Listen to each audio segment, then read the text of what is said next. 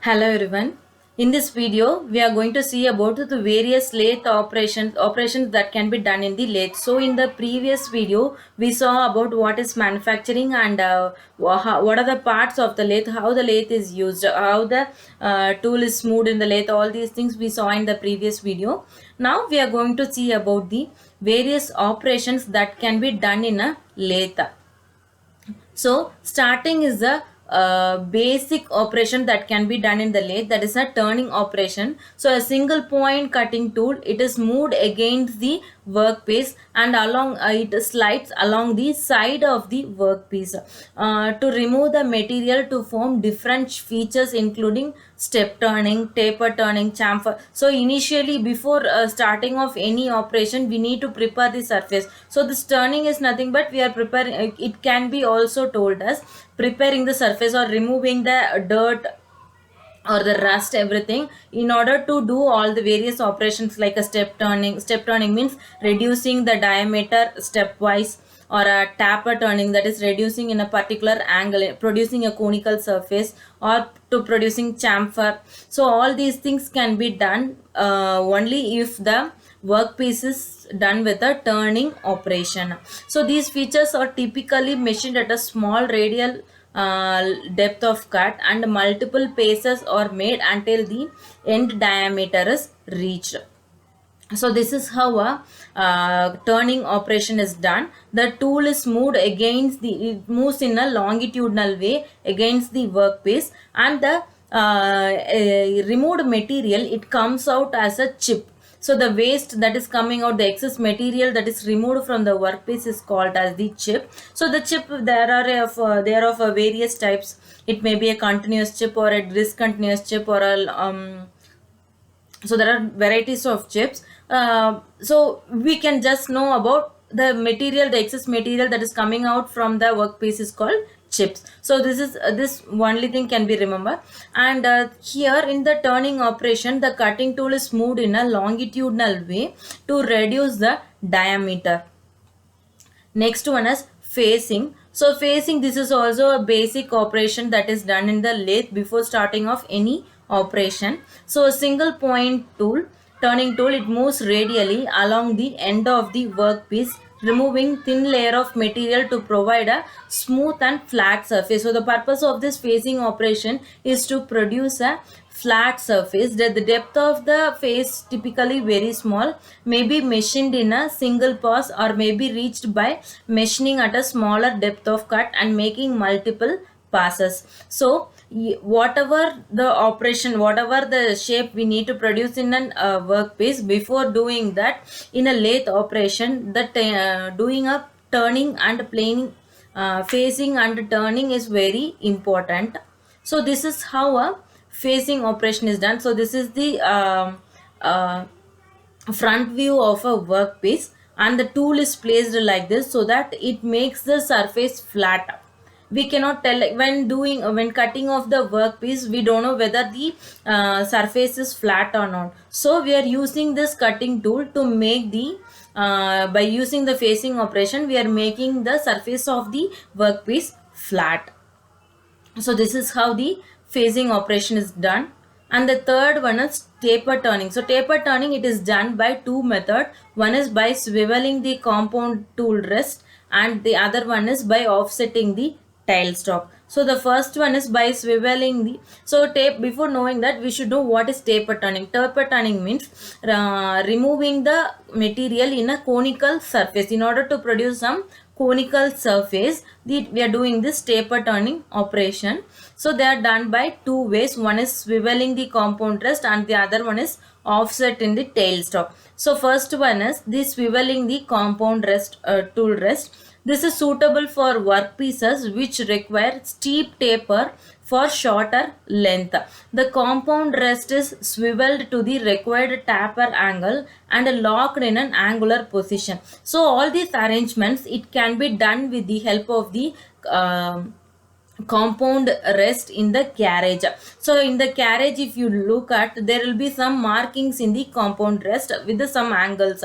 So the required angle is adjusted so that the tool it turns, and when the tool is turned, if you are doing the machining with that position, it produces some conical surface. So the carriage, after setting the angle, the carriage is locked at that position. For taper turning, the tool rest is moved linearly at an angle so that the cutting tool produces the taper surface in the workpiece. So this is how the swiveling compound tool rest. You can see here the carriage, it's not straight, it is kept at a particular angle. So when it's placed in a particular angle and it is machined, the workpiece is machined in that angle, it produces some conical surface. So this is the conical surface.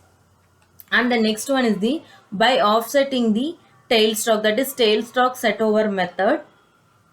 Here, instead of so in the previous one, the workpiece was straight and we turned the tool post. Here the tool post is straight and we are shifting the workpiece at a particular angle. So here the tailstock center is set out of alignment. The workpiece gets taper because its axis will be inclined at an angle. So here you can see in the diagram, the axis of the center line of the workpiece is tilted, but the tool is kept straight.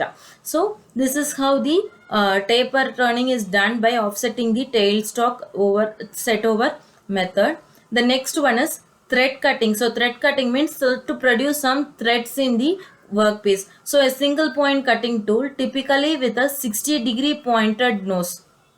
So the single point cutting tool, they'll be having different degrees of sharpness. The tip will be of different degrees. So for doing this thread cutting, we need to take a tool which is consisting of 60 degrees nose and moves axially along the side of the workpiece, cutting threads into the outer surface. The threads can be cut at a specified length and pitch and may require multiple passes to be formed. So in a single pass, in a single movement, the thread cannot be produced. It has to be moved many times to produce threads in the surface of the workpiece. So the next one is knurling. Knurling is a process where some crisscross patterns are produced in order to produce some patterns like this. So some crisscross patterns are here. We are not using the single point cutting tool. Instead, we are having a separate tool for doing this knurling operation. So this is the tool which is used for doing the knurling operation. Knurling operation, it can produce 3 different patterns. So this type of operation is used for producing some crisscross patterns in the surface of the workpiece by a special tool called knurling tool, which impresses its pattern on the workpiece. So the next one is drilling. Drilling means putting a hole in the workpiece. So here in the workpiece, we can produce a hole at the end through a drill bit. So the drill bit here, it cannot be placed in a tool post. Instead, the drill bit is placed in the tailstock and the tool post is moved so that the tailstock is brought near the workpiece and it produces the hole in the workpiece. So the next one is boring. So this is also a type of drilling which helps in enlarging the previously drilled hole that is made by a drill bit. So drill bit, it will produce a hole, but this boring operation, it helps in enlarging the hole produced by the drill bit. Next is reaming. So reaming is nothing but so this drill bit and boring they'll enlarge the holes, they'll produce the holes, but we don't know whether they have a proper surface finish inside the workpiece. So in order to give some surface finish, this reaming operation is done. So here is a small video of how the various lathe operations are done. So the tool is placed in the headstock chuck. So this is keep on rotating and the workpiece is brought near the tool is brought near the workpiece. The workpiece is rotating. Here you can see the material is removed from the workpiece. So this is doing a phasing operation.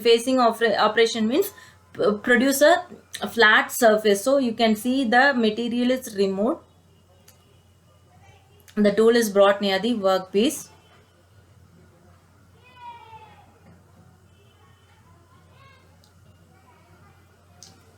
So this is the phasing operation. Turning means you can see there are many rust over the surface. In order to produce a better surface finish and also to reduce the diameter for a required diameter, we are doing this turning operations. Here the tool is moved in a longitudinal way against the workpiece.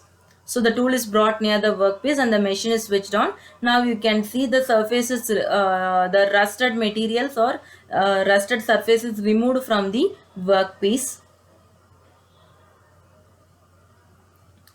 So this is how the turning operation is done. Initially, without doing a turning and facing, we cannot do any operations in the lathe.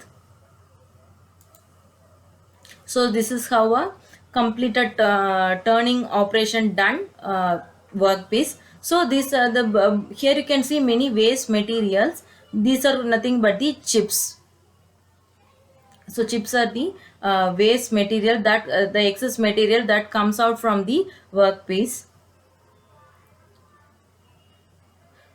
So this is how the tool is adjusted with the in the tool post.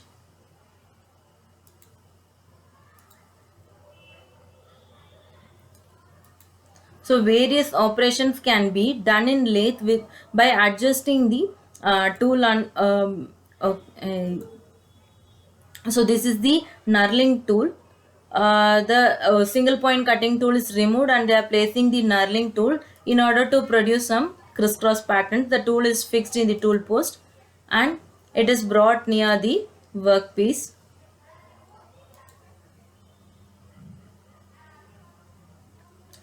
So by moving, when the rollers in the tool, it rotates along with the surface of the workpiece, some crisscross patterns are produced.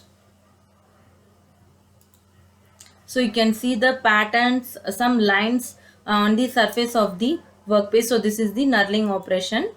So these are some of the operations that can be done with the help of lathe machine. Thank you.